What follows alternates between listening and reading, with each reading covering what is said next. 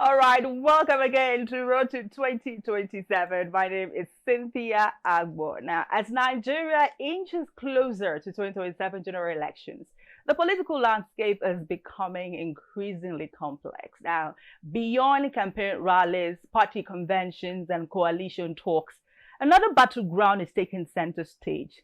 You're asking, the courtroom. Across several political parties, dispute over leadership, party structures, candidate recognition, and internal democracy have found their way before the courts, raising fresh questions about the role of the judiciary in Nigeria's democratic process. Now, the African Democratic Congress has been at the center of multiple court cases over its leadership and party structure, with conflicting rulings and appeals drawing national attention. Also, the NDC has faced legal challenges relating to its registration and party status, while the party insists it remains validly recognized and has appealed adverse court decisions. Beyond these, legal questions surrounding party leadership, candidate nomination, and internal democracy have continued to emerge across Nigeria's political space. Let's not forget the PDP, the Accord Party as well, now making the court an increasingly important arena in the build-up to the 2027 elections. As these cases progress, many Nigerians are asking, what impact could they have on political parties, electoral preparations, and ultimately the 2027 general elections? These are the issues we will be talking about today on the program. We'll go on a short break. We'll be right back.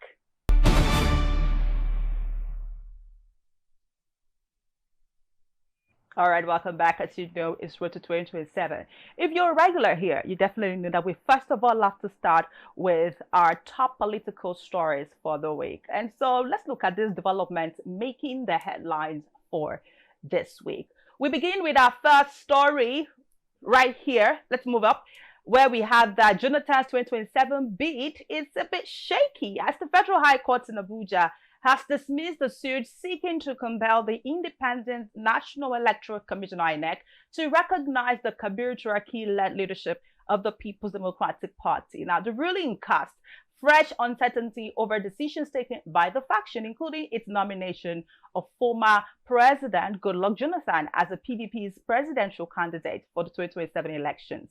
The judgment is the latest in a series of legal disputes involving political parties ahead of the next general elections, of course, which we'll be talking about today.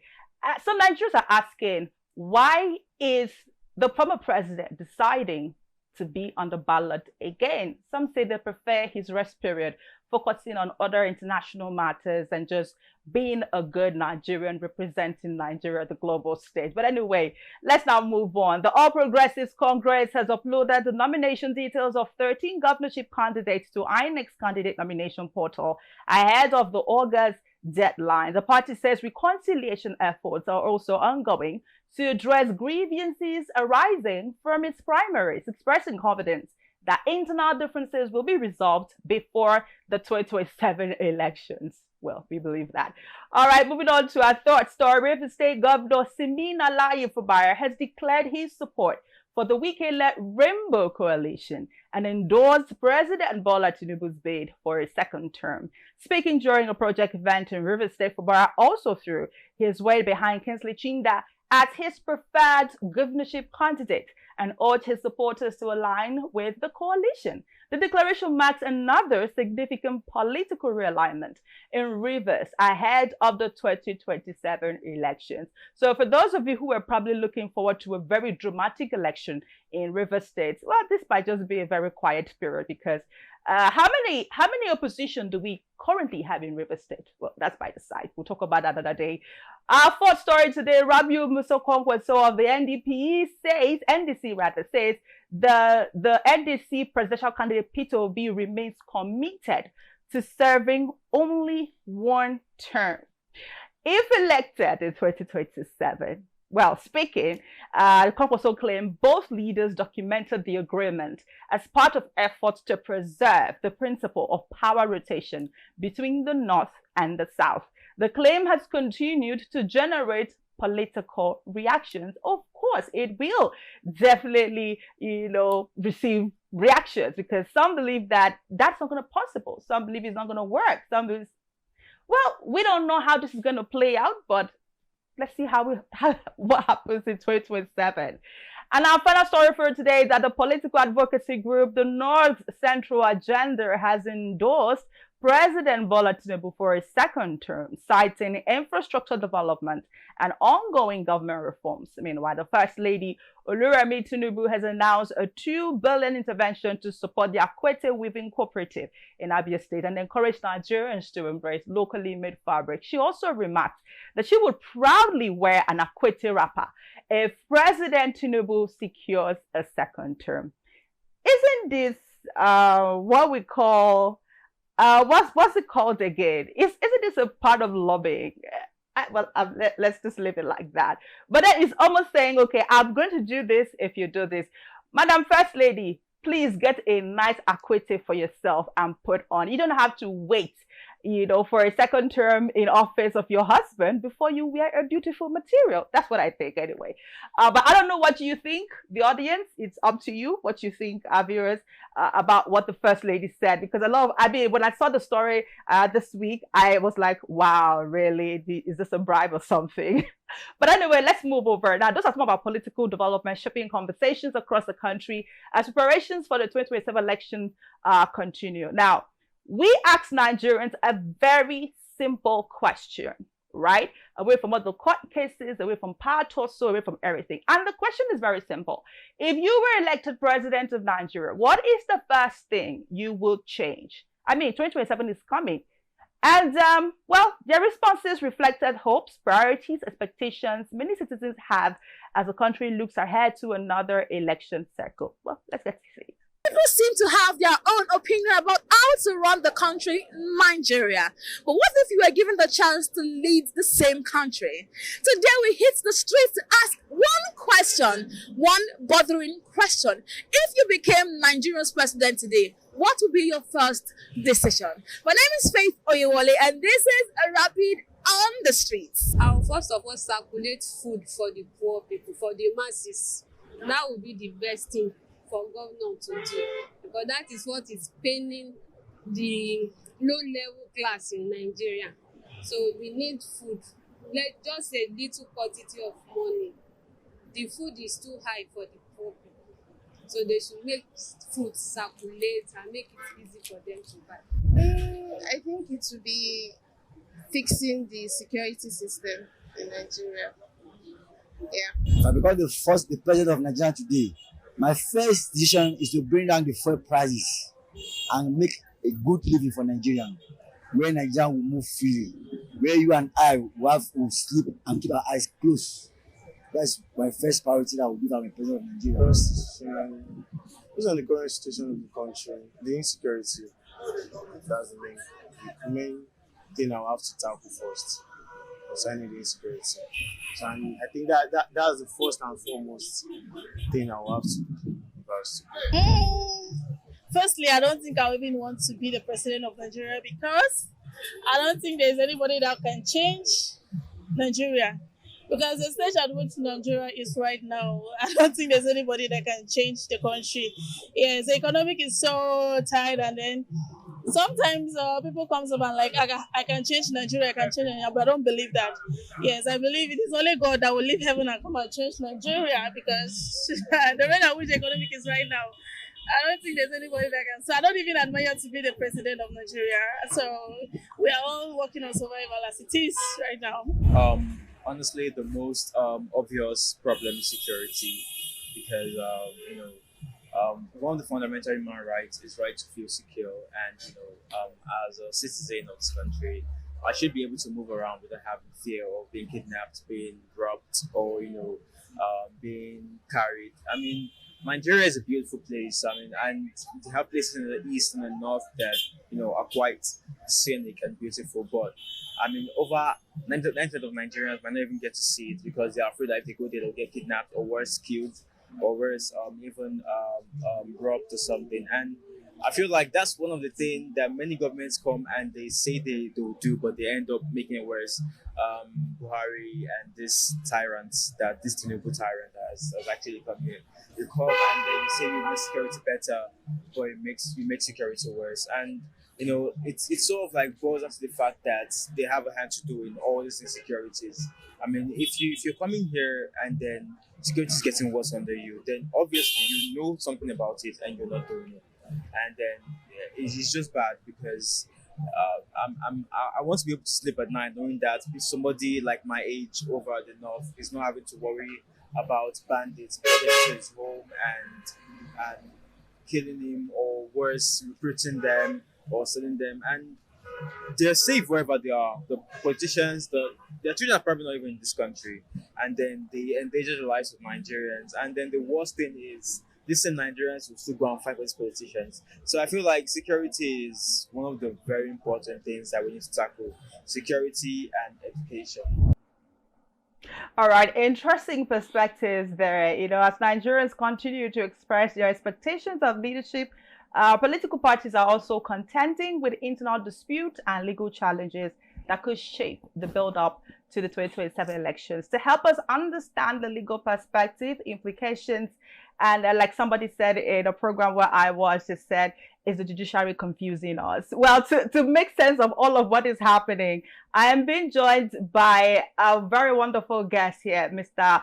Choga Nicholas Caleb. He is a legal practitioner with experience in constitutional and electoral matters. He's also a partner with Sheffield Law Practice. It's so great to have you join us this evening. Thank you very much. Thank you. All right. It's a pleasure to be here.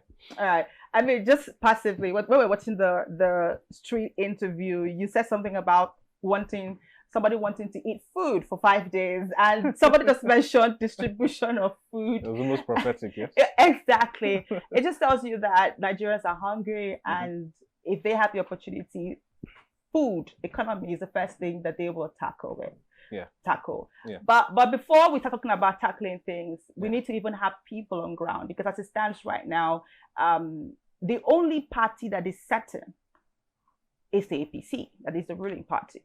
Okay. Every other party is fighting something in court, from the Accord to ADC to NDC to PDP. And it's almost like there's no certainty of them being able to field a candidate if they're not able to meet the deadline. Yes. There are a lot of implications, which we're going to be talking about from a legal perspective. Yes. We're supposed to have someone from a political analyst join us, but let's start talking about the legal perspective. Some Nigerians have described the rulings of the court as confusing, especially as it has to do with the appeal. Right. Do you think that the judicial process is capable of giving Nigerians the response that they are looking for, as it has to do with electoral matters? Yes. Okay. You've said Nigerians are confused, largely confused. Well, when we as lawyers say that other persons are laymen, there's always this backlash. Oh, how would you call us laymen? How would you say someone with a doctorate in another discipline simply because he's not a lawyer, he's a layman and all of that? But that's not the intention. Why lawyers are regarded as learned is because they are schooled in matters of the law. And to answer your question specifically, I do not think that the judicial process is unable or is incapable. The current judicial process as we have it in Nigeria is incapable of solving whatever tension we have in our electoral climate. I believe there's still hope. They say the judiciary is the last hope of the common man. If Nigeria was entirely a lawless country where things had gone to the dogs, you can't even walk on the streets. I'm sure you're aware that there are countries in Africa that stepping out of your house and walking 5 meters is not guaranteed. Nigeria has its problems, security problems, grave security problems, serious security problems, and all of that, right? But I think there's still a window of hope. And it's because we have a seemingly existent judiciary. That's why you can believe that if somebody does something to you you can actually have the person prosecuted in court and all of that. It might not be as rosy as we want it to be, but as a lawyer, I still have that confidence that there is yet hope for our entire governmental electoral process through the machinery of the court, through the machinery of the judiciary. All right, let's start from somewhere. I was listening to someone speak, and one of the things that caught my attention is the fact that in other countries, yes, right, we have, it's almost like in Nigeria, we have the appeal court, we have the Supreme, we have, do you get, it's a step, right? In other countries, when a person takes his case to the appeal court, whatever is decided there is almost final. At the appeal court? Yes. Okay. There's almost no need to want to the pursue. Supreme Court. But in Nigeria, yes, it's almost like you don't trust what you just received. From the Court of Appeal or yes, the first court? From the first court. And you still want to keep progressing. Okay. That is what we see happening in Nigeria. Okay. Is this a fault of our judicial system? Okay. Is this a fault in our judicial system? The fact that people want to exhaust all their rights of appeal, I do not think is a fault of the judicial system. I think it's, if not anything, it's even a testament to the fact that, you know, some thought was put into our democratic and constitutional process. I'll tell you why. There are typically three levels of appeal. Appellate processes, and even in the United States of America, where our democracy is pretty much modeled after America's constitution, they also have, to a large extent, for several matters, they also have 3 appellate levels. It's just so that if any opportunity of justice can be gotten, right, maybe somewhere along the hierarchy of the courts. If the person doesn't find it at the trial court, he might have the opportunity of finding it at the appellate court and ultimately at the Supreme Court. I mean, we've had instances. I'll give you an instance. Even though it was not the court that ultimately, what's it called now? It's not the court that ultimately released him, you know, but it was the pressure. It was the pressure from the long process of even being in court. Assuming so I'm just trying to create an analogy now. It's the Sunday Jackson case. I don't know if you're aware of it. The young man who was attacked on his farm in Adamawa State by supposed herdsman, you know, and you know, he was attacked with a knife, collected that knife, and you know, stabbed his attacker. The attacker died. He was charged to court. The High Court in Adamawa State convicted him for murder.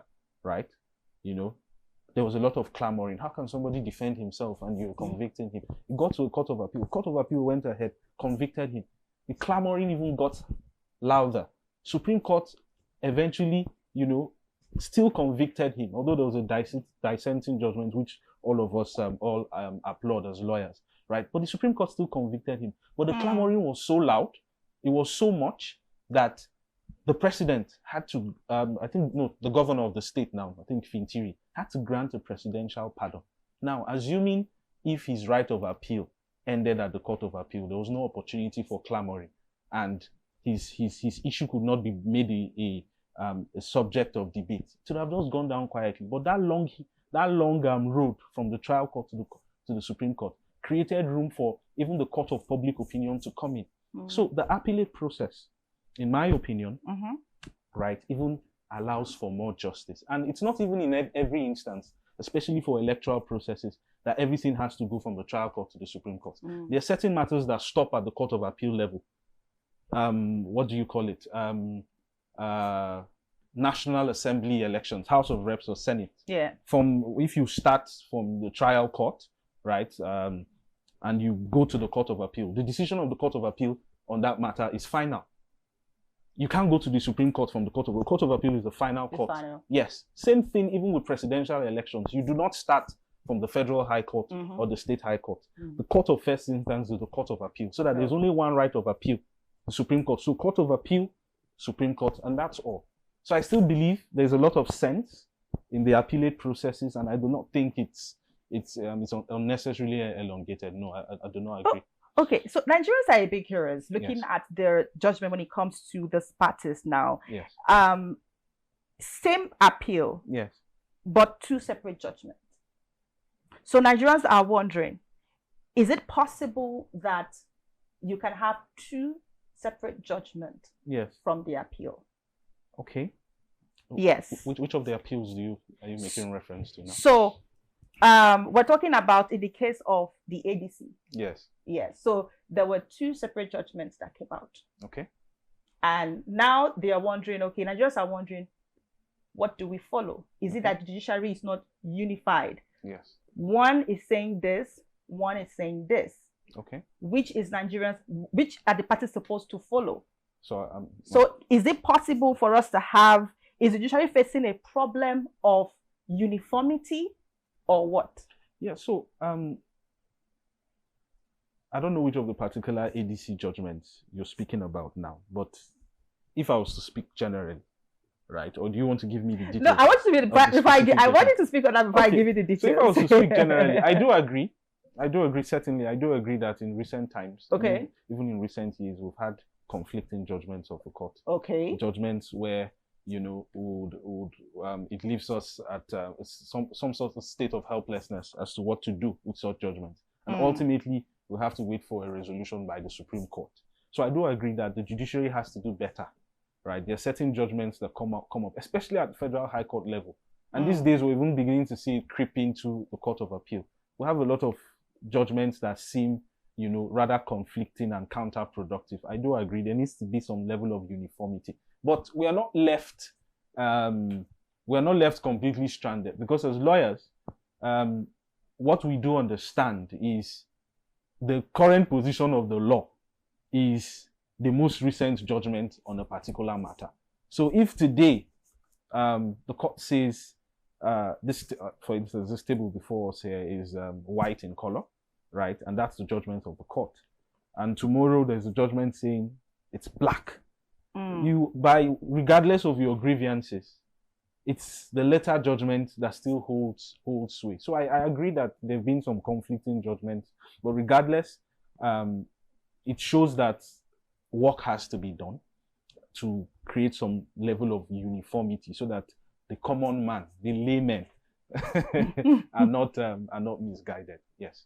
Okay. Let's quickly put this on the ground level for most people to understand that are watching us. So it has been said that there are a number of cases, in the court ahead of 2027, which of course these cases will really redefine how the election is going to go for a number of these parties. And of course, INEC is in the mix of all of this, which is even more concerning for a lot of Nigerians. Is it that INEC, is that the judiciary has to now come in to solve electoral matters when we have INEC there? But anyway, this is it. So we have the first two suits centered on INEC revised election timetable, and that one is the Youth Party, challenging the provisions of the timetable, arguing that INEC lacked the authority to shorten timelines guaranteed under the Electoral Act. Yes. We also have okay, you agree with that. We also have the Federal High Court agreeing and nullifying the affected provisions,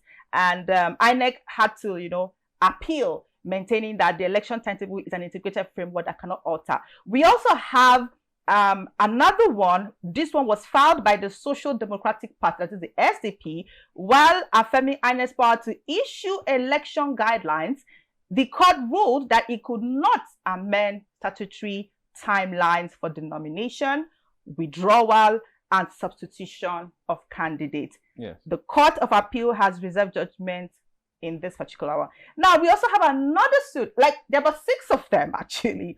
We have another suit, filed by the incorporated trustees of the National Forum of Former Legislators, seeking the deregistration of African Democratic Congress, Accord and Action Alliance, Action People's Party, and Zenith Labour Party. Now, the Federal High Court, granted the request on that.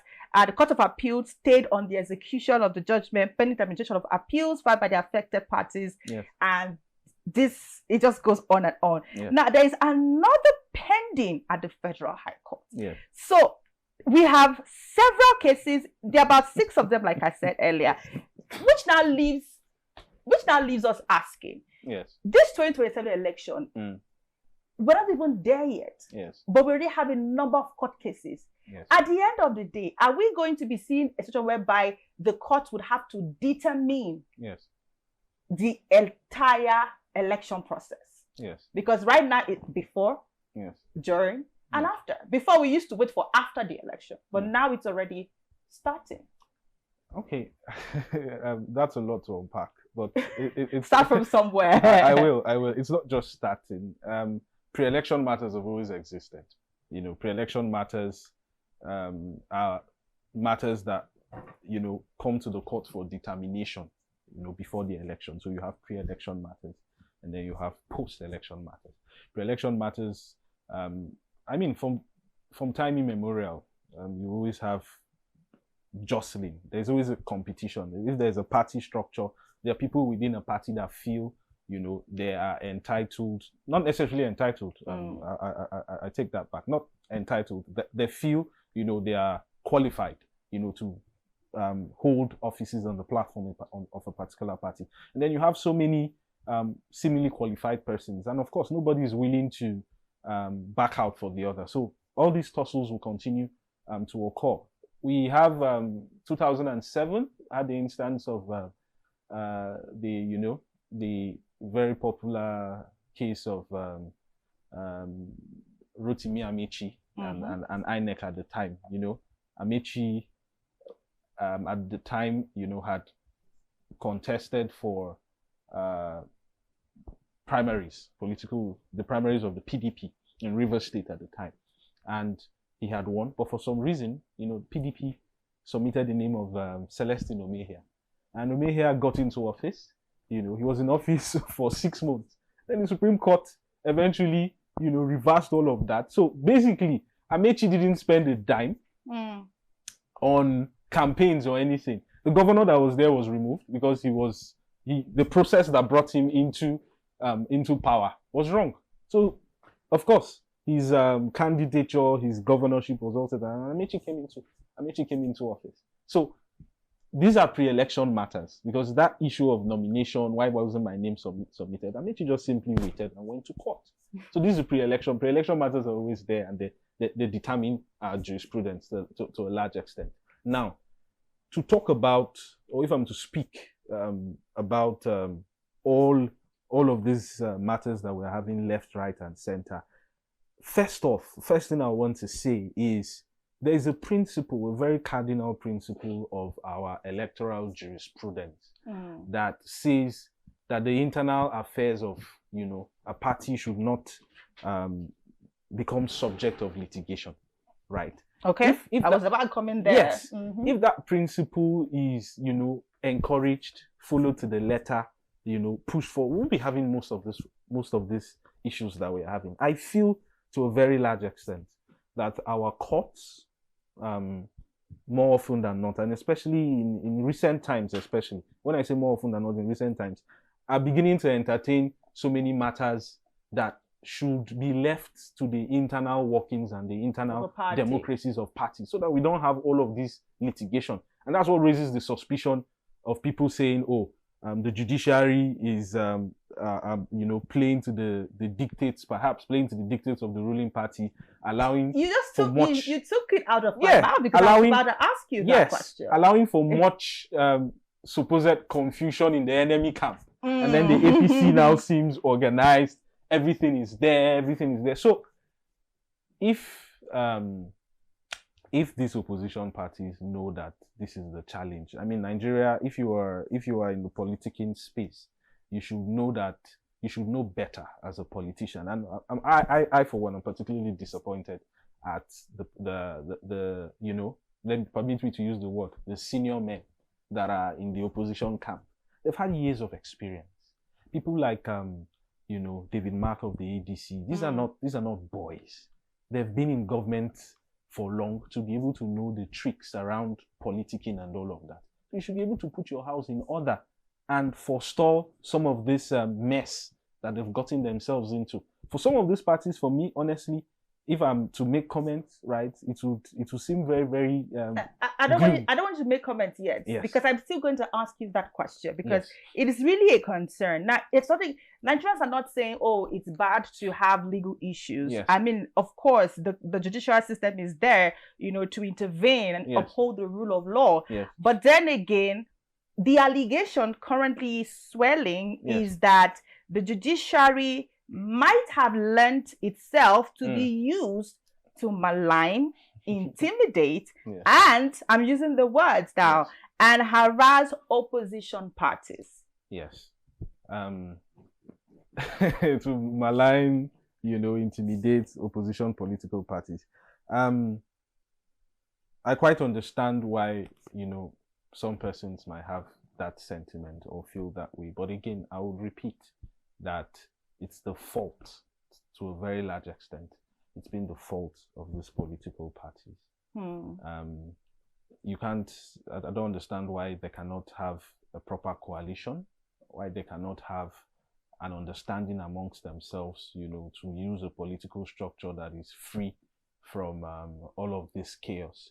If I was to make a comment generally, I would say in all of this, the ADC coalition is particularly painful, because for a moment it seemed like, okay, Nigeria was finally putting together like a formidable opposition, where you had people ordinarily who wouldn't have been seen together, were finally coming together to work. But somewhere along the line, maybe for due diligence purposes, because you're supposed to do due diligence. If you're to do a coalition, it's just like a merger and an acquisition. If there's to be a merger of two companies, you're supposed to check and see what are the existing weaknesses. Because a merger is a marriage.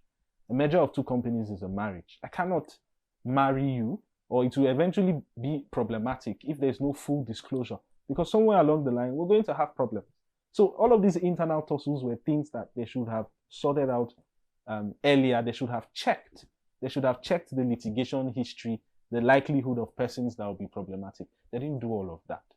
Of all of them, all of these political parties, from the ADC, the PDP, I don't think the PDP, for me, in my opinion, this is my opinion, I think the PDP has even lost it completely.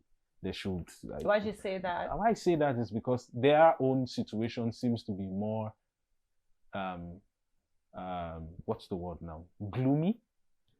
Seems to be more difficult. I mean, you saw the headline. What the court just did to Jonathan. The Turaki section. I mean, even the Jonathan situation is just very comical, because I think it was about 2 months ago, where this Turaki faction, I saw, respected elder statesmen like Professor Jerry Gana, who was, I think, Minister for Communications under Obasanjo.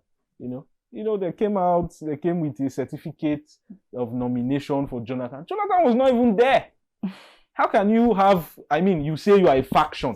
You say you are a faction, one camp in opposition to Wike's camp, a supposed faction. Your presidential candidate is not even there to even collect your supposed, accept the nomination, to even make a speech. Jonathan himself, for the longest time, has been saying, oh, he's not interested in running. He has no interest in running. There was this particular incident, I think it was his house in Abuja. What if he changed his mind? I don't think so. If he changed his mind, Jonathan is not a baby. He'll come out and he'll tell the world that I am the presidential candidate of the People's Democratic Party. Jonathan himself, he called it a bluff, because he could see through the facade. They came to his house, people under the auspices of, Jonathan for 2027. And Jonathan asked a very, very important question, or a question that I find very pertinent. He said, of all of you here clamoring that I should run for 2027, how many of you here have your PVCs? And there was graveyard silence, because he knows that the people that are pushing for all of these things are just jokers. That faction of the PDP, the Turaki. Are you saying that faction, that jokers? Yeah. They are. Okay. They are. Okay. If I was a betting man, the PDP is not a horse I will put my money on. Okay. Now, according to a political analyst I was listening to, I would like to quote his words, Yes. because this has to do with the judiciary. And he talked about the fact that, this is meant to be determined by the people. The Yes. electoral process is meant to determine by the people. And he said that the risk that the public confidence in election could diminish. Yes. That's how he puts it. Yes. Too much of court battles Yeah. could diminish the confidence of the people in election. And of course, if voters perceive that judges, instead of party members, are ultimately the electorate Yes. and are the ones to decide political outcomes. Yeah. This is where we're talking about the implication now as we get towards the end of the show. Yeah.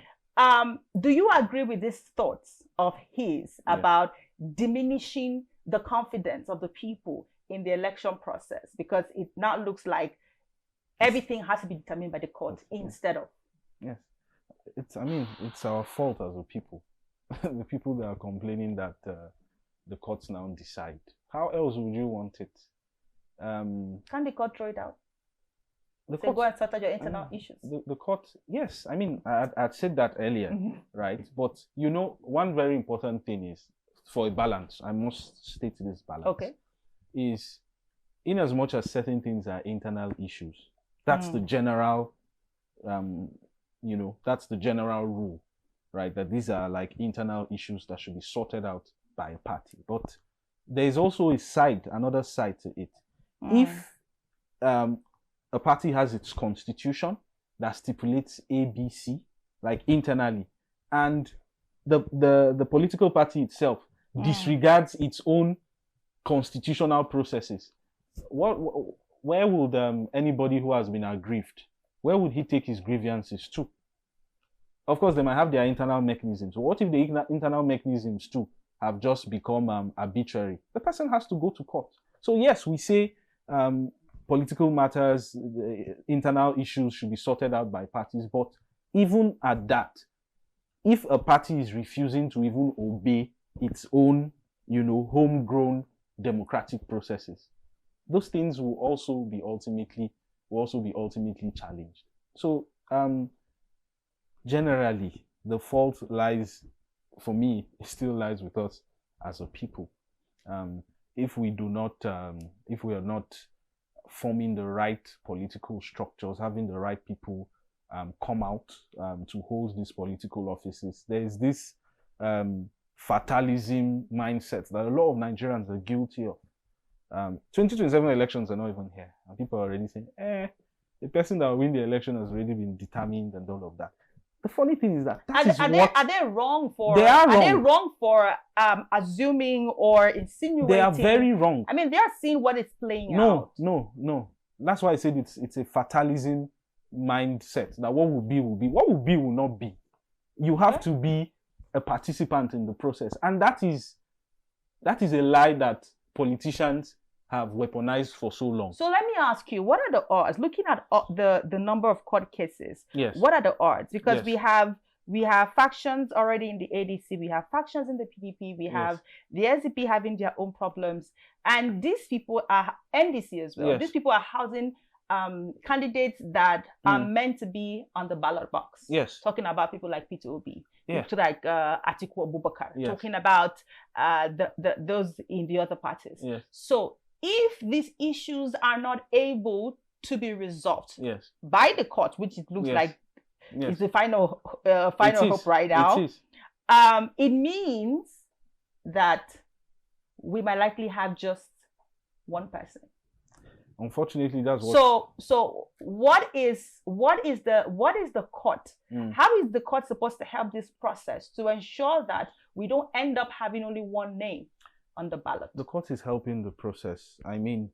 The judgment you had made reference to, the judgments involving the I think the Youth Party. Yes, the Youth Party. And the Zenith Zenith Party. They announced Zenith Party. They are no longer Zenith Labour Party. They announced Zenith Party. Those two judgments those matters started in April, Yes. but I think judgment was delivered in May, about a month later, right? I think the Court of Appeal is now appreciative of the fact that these are matters of constitutional balance, matters that affect our democracy. So I think there's been some sort of expedition. These cases have been expedited. So because typically you have instances where, you know, matters will drag and Court of Appeal, you're giving long adjournment dates. But those judgments came in very, very fast, right? Same thing I would say.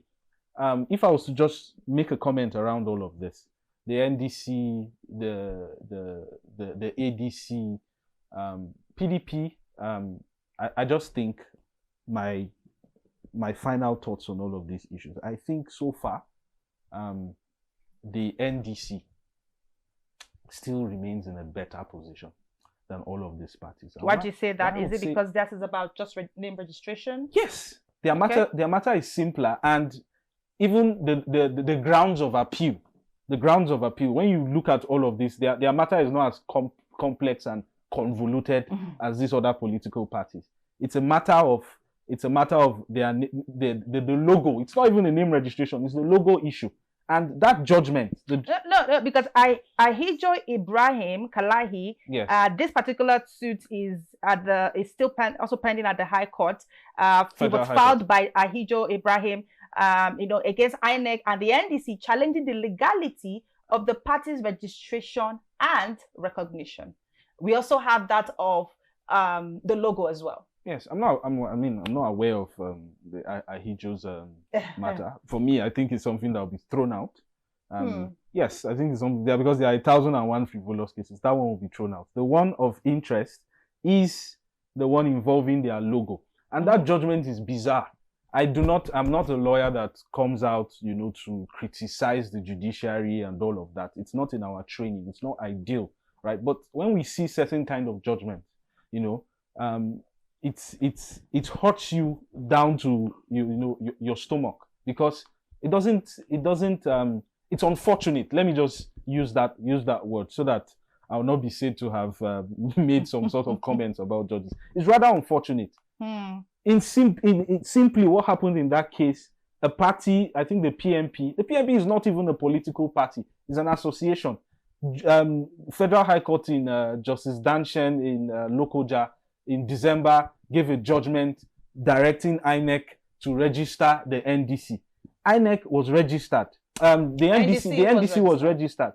Now, 6 months down the line, the same judge, Somoto, on his own, is now saying that judgment, or even if it's not necessarily Somoto on its own, I think an application was now brought in by a party saying that the judgment should have been set aside.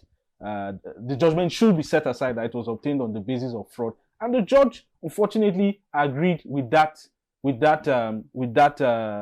application and ruled in favor of the applicants. It's unfortunate because our training tells us if a judge has delivered a judgment on a matter, it becomes functus officio. He cannot do anything about that matter. There are some few exceptions. Maybe there's a clerical error, right?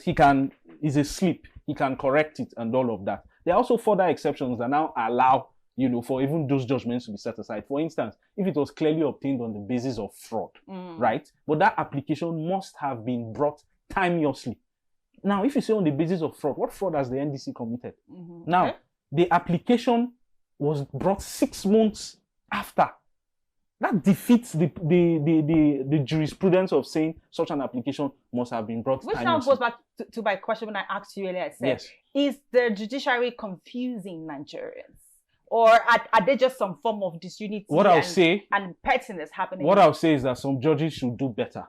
Yes, some judges. I mean, it's not the first time. The NJC, which is the body that regulates the conduct of the conduct of judges, just as we have the MBA and the legal practitioners disciplinary committees for lawyers, right? The NJC has had reasons, judges have been removed in this country, and I believe the NJC should go back to its days of not just even suspending some judges, dismissing some judges entirely, removing benefits that they should be entitled to. I think it calls for that when necessary, and I'm not afraid to be able to say that as it is. Where a judge has erred, where confidence, has been lost, because justice should not be seen. Justice should not just be done; it must be seen to be done. There's no justice in that decision. All right. Well, I think that our time is fast spent, but one thing I would like to say is that whether this dispute, strengthen electoral justice or deepen political uncertainty, observers say that the road to 2027, it might just be a matter of courtroom and ballot box. It's not just about the ballot box alone. It also has to do with the courtroom, and the decisions of the judiciary will play a pivotal role. All right, before we run this evening, I would like us to take our word for today. Thank you so much for joining us on the show today. By the way, thank you. It's my pleasure. It was so great. To be here. I like the fact that you were very, very, clear and unfiltered and very expressive about this. Thank you. Now, our electoral word for the week is internal party democracy. I'm sure you're wondering what that is. Internal party democracy refers to the processes through which political parties conduct their affairs fairly, transparently, and in accordance with their constitutions. This includes the selection of party leaders, nomination of candidates, decision-making processes, and the resolution of disputes within the party. Strong internal democracy promotes accountability, reduces internal conflict, and strengthens public confidence in political parties. Now, on the other hand, when internal processes are perceived to be unfair or inconsistent, disagreements often result in litigation, which can ultimately affect a party's preparations for elections. Understanding this internal party democracy is essential because healthy political parties remain the foundation of every thriving democracy. And that is the much we can take on the show today. As preparations for 2027 election continue, the ability of political parties to resolve disputes within the law will remain an important part of Nigeria's democratic journey. That brings us to the end of this week's edition of Road to 2027. Many thanks to our guests, and of course, I'm sure that anytime we call them for more conversations as it progresses, they would come. I mean, you can continue conversation with us across our social media platforms. We are available on all social media platforms. My name is Cynthia Agbo. Thank you so much for watching.